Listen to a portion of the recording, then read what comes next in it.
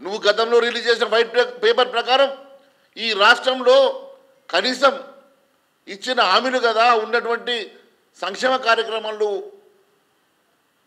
ముందుకు తీసుకెళ్ళడానికే మీ దగ్గర నిధులు లేనప్పుడు ఈ రకంగా మీరు కేవలం వ్యవసాయ రంగానికి సంబంధించిన 1,00,000 కోట్లు ఎక్కడి నుంచి మీరు జమ చేస్తారు? అదే మాదిరిగా మీరు ఇష్టమైనటువంటి పెన్షన్లు 4,000 రూపాయలు వృద్ధాప్య పెన్షన్ల విషయంలో నిధులు ఎక్కడి నుంచి సమకూరుస్తారు? అది కాకుండా నిరుద్యోగులకు మీరు ఇచ్చినటువంటి మాట సంగతి ఏంది? విద్యార్థులకు మీరు ఇస్తామన్నటువంటి మాట సంగతి ఏంది? అమ్మాయిలకు స్కూటీలు ఇస్తామన్నటువంటి మాట సంగతి ఏంది? పెళ్లిల్లో తులం బంగారము ప్లస్ 1,00,000 రూపాయలు ఇస్తామన్నటువంటి మాట సంగతి ఏంది? ఈరోజు ప్రజలు ఎదురు చూస్తూ ఉన్నారు. ఇంకా నువ్వు ఎప్పుడు కళ్యాణ లక్ష్మి ఇస్తావో వాటితో పాటు తులం బంగారం వస్తుందో అని చెప్పేసి ఆడపడుచులు అందరూ కూడా నీ డిక్లరేషన్ కోసం పెళ్లిళ్ళు కూడా వాయిదా వేసుకునే పరిస్థితి ఉన్నది. ఈరోజు ఎక్కడికక్కడ చివరకు పెళ్లిళ్ళు చేసుకునేటువంటి ఆడపడుచుల్ని కూడా నువ్వు వదలకుండా ఇచ్చిన హామీలు ఈ రకంగా విద్యార్థులకు స్కూటీలు ఇస్తామన్న సంగతి, విద్యార్థులకు 5 లక్షల రూపాయల సంగతి, నిరుద్యోగులకు 4,000 రూపాయల సంగతి, నిరుద్యోగ యువకులకు ఇస్తామన్నటువంటి జాబ్ స్కెడ్యూల్ సంగతి, నోటిఫికేషన్ సంగతి, ఈ రకంగా మీరు ఇచ్చినటువంటి హామీలు ఆ భాగవతం చిట్టా ఒకటొకటిగా మేము బయట పెడతాం. ప్రస్తుతానికి వ్యవసాయ రంగం మీద 1,00,000 కోట్ల రూపాయలు, ఈరోజు దాదాపు 1,00,000 కోట్ల రూపాయలు ఏ రకంగా మీరు సమకూరుస్తారో చెప్పకుండా కేవలం రాజకీయాల కోసం, ఓట్ల కోసం మీరు రాజకీయంగా ఈరోజు వాడుకోవడం కోసం దేవుళ్ళ మీద ఒట్టు పెట్టి ప్రజల్ని మభ్యపెట్టే ప్రయత్నం చేస్తున్నావు కదా. అది కూడా జూన్ 3వ తారీఖు కదా నోటిఫికేషన్ పూర్తవుతుంది. మరి జూన్లో ఇస్తానని చెప్పడం లేదంట, ఆగస్టులోనే ఇస్తాడంట. ఎందుకంటే ఆగస్టు వరకు తను ఉండడం లేదో, ఆగస్టు సంక్షోభంలో కొట్టుకుపోతానేమో, తర్వాత మళ్ళా ఆ ఒట్టు మీద గట్టు మీద పెట్టినట్టే కదా అని చెప్పి అనుకుంటున్నామేమో.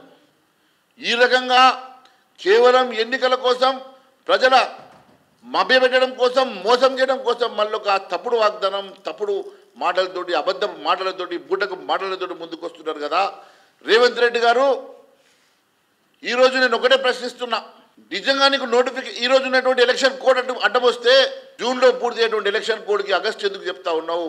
మరి మిగిలినటువంటి 412 హామీల సంగతి ఏం మాట్లాడుతున్నావు? 6 గ్యారెంటీల సంగతి ఎందుకు మాట్లాడతలేవు? మరి 6 గ్యారెంటీలు కూడా ఈ రకంగా ఒట్టు పెట్టుకోవడానికి సిద్ధంగా ఉన్నావా?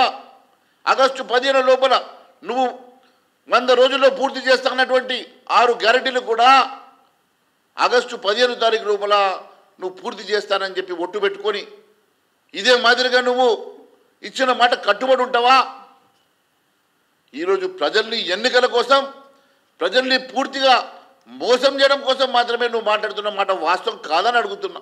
రైతాంగం కోసమే 1,00,000 కోట్ల రూపాయల బడ్జెట్ అవసరం పడితే నిరుద్యోగ యువత కోసం, విద్యార్థుల కోసం నువ్వు ఇస్తామన్నటువంటి వృద్ధాప్య పెన్షన్ల విషయంలో, మరి నువ్వు ఇస్తామన్నట్టు గృహలక్ష్మి కోసం ఈ రకంగా ఒకటొకటిగా చెప్తూ పోతే నీకు కావాల్సిన బడ్జెట్ ఎంతనో నీకు తెలియదా? మరి దానికి నిధులు సమకూరుతాయా?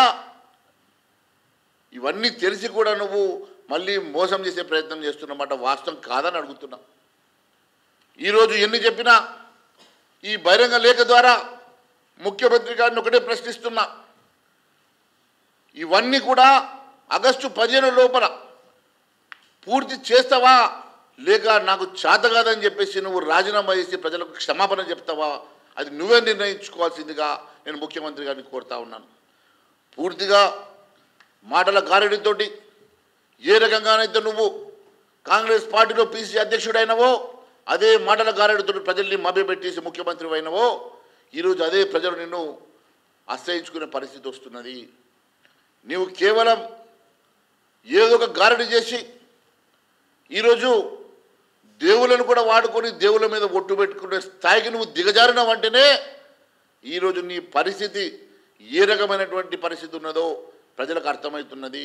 ఒకవేళ నిజంగానే నీకు చిత్తశుద్ధి ఉండి, నిజంగానే నీకు ప్రజల మీద విశ్వాసం ఉండి, ప్రజల మీద నమ్మకం ఉండి నువ్వు ఇచ్చిన హామీలన్నీ కూడా మరి అదే ఆగస్టు 15 లోపల పూర్తి చేస్తాను, లేకుంటే ముఖ్యమంత్రి తప్పుకుంటానని చెప్పే ధైర్యం, దమ్ము నీకు ఉన్నదా అని చెప్పి నేను ప్రశ్నిస్తున్నాను.